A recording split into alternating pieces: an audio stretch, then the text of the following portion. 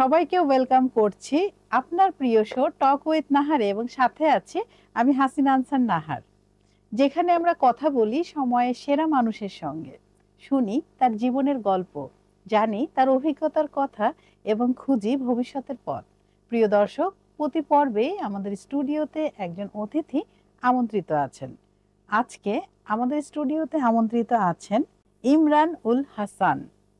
তিনি পেশায় একজন শেফ। চলুন দর্শক, আমরা চলে যাই ইমরান ভাইয়ের কাছে। কেমন আছেন শেফ? আসসালামু আলাইকুম আপু, কেমন আছেন আপু? ওয়ালাইকুম আসসালাম, খুব ভালো আছি। আপনি কেমন আছেন? আছি, আমি আলহামদুলিল্লাহ ভালোই আছি। আপনার কালিনারি জগতের যাত্রাটা কিভাবে শুরু হয়? আমার কালিনারি জগতের যাত্রাটা শুরু হয় আমার ছোটবেলা থেকে, মায়ের কাছ থেকে। সেখান থেকে একটা শখ তৈরি হয়, নিজের ভিতরে রান্নাবান্নার প্রতি একটা শখ তৈরি হয়। সেখান থেকে, সেই শখ থেকে আস্তে আস্তে এই পেশাতে আসা। দেন আচ্ছা, এখন শখ থেকেই আর কি পেশাতে একটা পরিণত মানে হয়েছে। শখ থেকে নেশা, নেশা থেকে নেশা পেশা, থেকে পেশা, বিষয়টা আসলে এরকমটাও এরকম। হয়েছে। আচ্ছা, কাজ করার অভিজ্ঞতা কেমন? আলহামদুলিল্লাহ মোটামুটি ভালোই। ভালো। মানে শুরুটা যেভাবে করেছিলেন, এখন তো আস্তে আস্তে ডে বাই ডে ডে কাজের বাই ডে চাপও বাড়ছে, চাপও বাড়তেছে, উন্নত হচ্ছে। উন্নত হচ্ছে। তো হ্যাঁ, এই জার্নিটা আসলে কি খুব সহজ ছিল?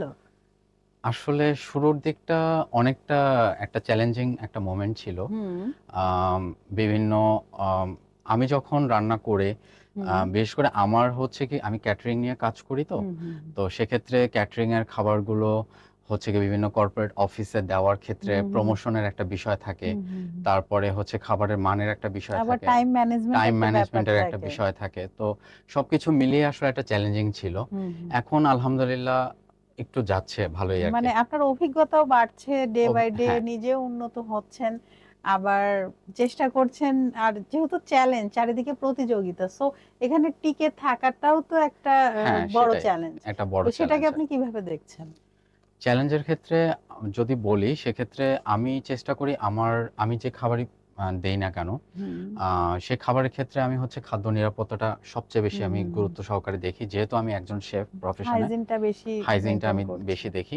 পাশাপাশি হচ্ছে গিয়ে টাইমের মধ্যে হচ্ছে কি আমি ডেলিভারিটা দেওয়ার চেষ্টা করি। হুম, হুম, এবং প্যাকেজিংটা আমি হচ্ছে খুবই সুন্দরভাবে রাখি। হুম, হুম, যেটা আমি বিশেষ করে ফয়েল প্যাকে আমি রাখি, হুম, যেখানে হুম, হুম। খাবারটা সবসময় গরম থাকে। গরম থাকে আরকি। হুম, এভাবে হুম। আমি ব্যবস্থা করি। চমৎকার। একজন শেফ হিসেবে আপনার সবচেয়ে বড় দায়িত্ব কি? একজন শেফ হিসাবে আসলে অনেক কিছুই বলা যায়। আ আমার যে ২ জন স্টাফ কাজ করে হুম, পার্ট হুম, টাইমে, তাদেরকে হচ্ছে গিয়ে ম্যানেজ করা, হুম, হুম, মেনু প্ল্যানিং করা, পাশাপাশি হুম, হচ্ছে হুম, গিয়ে প্রতিদিন নিত্য নতুন হচ্ছে গিয়ে মেনু নিয়ে কাজ করা। হুম, হুম, যে হুম, এটার সাথে এটা দিলে কেমন হবে, এটার হুম, সাথে হুম। এটা দিলে কেমন হবে। আচ্ছা, আপনারা কি ফিউশন করেন? হ্যাঁ, কিছু, কিছু ক্ষেত্রে কিছু আমরা ক্ষেত্রে, ফিউশনটা সবকিছু না, যেমন বেসিকটা ঠিক রেখে তারপর বেসিকটা ঠিক রেখে আরকি উম, তারপরে ফিউশনটা কিছু করি। একটা নতুনত্ব আনা যায় নতুনত্ব কিনা, আনা যায় লুকসের কিনা। ক্ষেত্রে, লুকস, টেস্টের, টেস্ট মানে সবকিছুই। সবকিছু। এবং নামও কি চেঞ্জ করেন? নতুন কিছু অ্যাড করেন নামের আগে বা পরে, এরকম? এটা নতুন ডিপেন্ড করে মেনুতে, রেসিপির উপরে আসলে। রেসিপির উপরে। তো বাংলাদেশে ক্যাটারিং ইন্ডাস্ট্রির উন্নয়নে বর্তমানে অবস্থা আপনি কিভাবে দেখছেন? এটা যদি বলি, সেক্ষেত্রে হচ্ছে গিয়ে সম্ভাবনাময়। হুম, কেননা অনেকেই কাজ করছে ক্যাটারিং ইন্ডাস্ট্রিতে। হুম, হুম, কেউ ঘরোয়াভাবে কাজ করছে, কেউ হুম, হুম, বাণিজ্যিকভাবে কাজ করছে। হুম। তো সেক্ষেত্রে এটা আসলেই সম্ভাবনাময় একটা শিল্প, শিল্প হ্যাঁ, আরকি। আমিও সেটা বলি যে মানে খাবারের বিজনেস হচ্ছে কোনো লস নেই, হ্যাঁ, অপার সম্ভাবনাময় একটা শিল্প। সেটাই। তবে হ্যাঁ, প্রপার নলেজ নিয়ে আসতে হবে, হ্যাঁ, স্কিল অ্যান্ড অ্যাটিটিউড, মানে সবকিছু সমন্বয়ে তো একজন দক্ষ মানুষ হয়। সো নলেজ ছাড়া আপনি কোনো কাজেই কিন্তু সফলতা পাবেন না।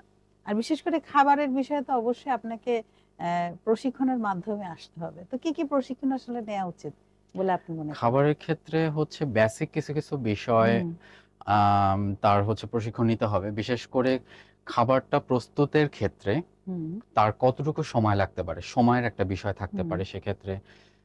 পাশাপাশি হাইজিনটা মেইনটেইন করে কিভাবে হুম, সে হাইজিন মেইনটেইন করে খাবারটা প্রস্তুত করবে। হুম। খা খাবার যেখানে প্রস্তুত করবে সেই সে পরিবেশ, জায়গাটা জায়গাটা স্বাস্থ্যকর কতটুকু কিনা। স্বাস্থ্যকর হবে সেই হুম, বিষয়টা দেখতে হবে। হুম, তারপরে যে ব্যক্তি খাবারটা তৈরি করবে, তার ওই খাবারটা সম্পর্কে নলেজ সম্পূর্ণটা থাকতে না হবে। থাকলেও কিছুটা যদি নলেজ থাকে, হুম, তারপরে সে বিভিন্নভাবে ট্রেনিং এর মাধ্যমে সে মাধ্যমে সে জানতে জানতে পারবে। পারবে আরকি। মানে এই বিষয়গুলো থাকতে হবে। হ্যাঁ, এই বিষয়গুলো থাকতে হবে।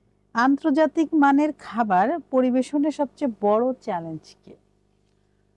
আমি যদি বলি, আমি যেটা ফেস করেছি নিজে থেকে, সেটা হচ্ছে গিয়ে হাইজিনটা মেনটেন করে সবসময় প্রেজেন্টেশনটা করা। অনেক সময় দেখা যায় যে তাড়াহুড়োতে অনেক স্টাফ ম্যানেজমেন্টের যে একটা বিষয় থাকে, তাড়াহুড়োতে কিন্তু হাইজিনটা মেনটেন হয় না। হুম। বাট আমাদেরকে ওই হাইজিনটা মেনটেন করেই কাজটা চালাতে মানে হবে। আপনাদের ট্রেনিংটাই ওইভাবে হয়েছে। ট্রেনিংটা ওইভাবে হয়েছে।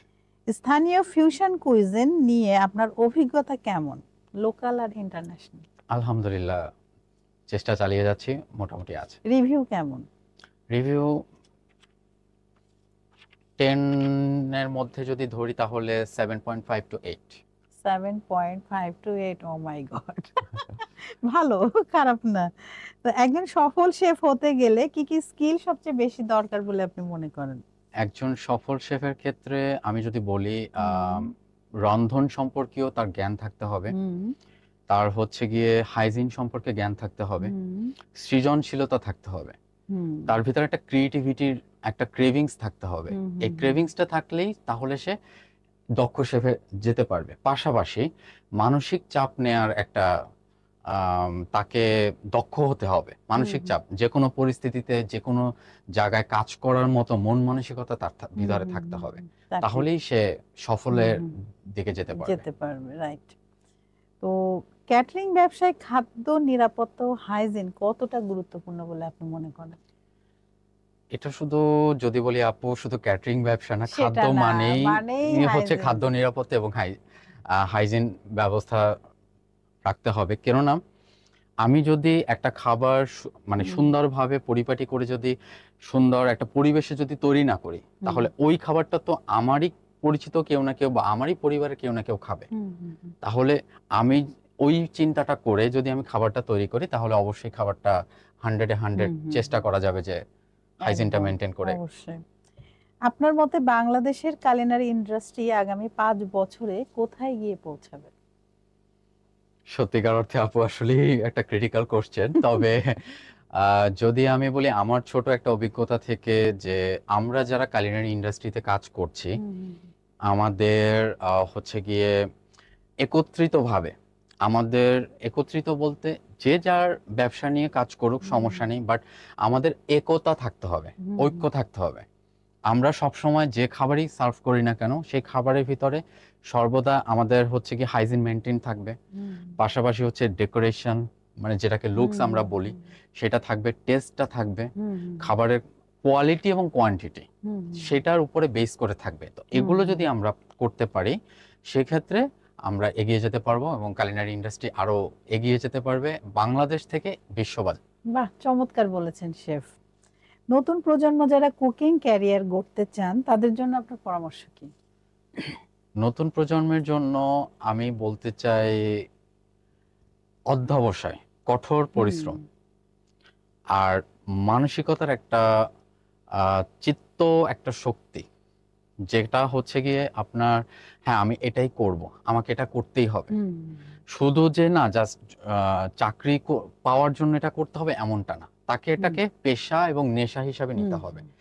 এবং প্রতিনিয়ত সৃজনশীলতার একটা তার ভিতরে মনোভাব থাকতে হবে, হুম, তাহলেই সে এগিয়ে যেতে পারবে। পারবে। শেফ, আমরা চলে যাচ্ছি টক উইথ নাহারের র্যাপিড ফায়ার কোয়েশ্চেন অংশে। আপনি প্রস্তুত অবশ্যই, আছেন তো? ইনশাল্লাহ। ওকে। আপনার প্রিয় ডিশ কোনটি? সর্ষে ইলিশ। আচ্ছা। মিষ্টি না ঝাল, কোনটা রান্না করতে বেশি ভালো লাগে? ঝাল। আচ্ছা, ঝাল প্রেমী। ফ্রাই প্যান না ওভেন, কোনটা ছাড়া রান্না সম্ভব না? Fry pan. ওভেনটাও রান্নার ক্ষেত্রে ব্যবহার হয়, সেটা মানে বেকিং সেটা এর ক্ষেত্রে, আসলে ক্ষেত্র বিশেষে। ক্ষেত্র বিশেষে আর হ্যাঁ, কি। সেটাই। প্রিয় কিচেন স্পাইস কোনটি? মরিচ, যেহেতু ঝাল তাই ঝাল মরিচ। প্রেমী। হ্যাঁ, যদি একদিন কিচেনে রান্না না করেন তখন কি করবেন? মেনু প্ল্যানিং নিয়ে কাজ করি। মানে এটার সাথে রিলেটেডই এইটার সাথে থাকবে। রিলেটেড মানে রক্তে, সবকিছুই। মাংসে, পুরা শিরা উপশিরায় শুধু cooking, cooking and cooking, cooking. তাই তো? হ্যাঁ। ও মাই গড! আপনার প্রিয় আন্তর্জাতিক শেফ কে? আমাদের দেশীয় অনেক আন্তর্জাতিক শেফ আছে, দেশীয় হুম, দেশের ভিতরে। যেমন শেফ টমি মিয়া আছেন, শেফ টনি খান আছেন, তারপরে হচ্ছে শ্রদ্ধেয় উনি মারা গিয়েছেন, শ্রদ্ধেয় সিদ্দিকা কবির ম্যাম উনি আছেন। তো আমি এনাদের রেসিপিগুলো বা এনাদের টেকনিকগুলোকে ফলো করি। হুম হুম আর আন্তর্জাতিক পর্যায়ে যদি বলি তাহলে একজনই আছেন, গর্ডন রামসে শেফ। হুম।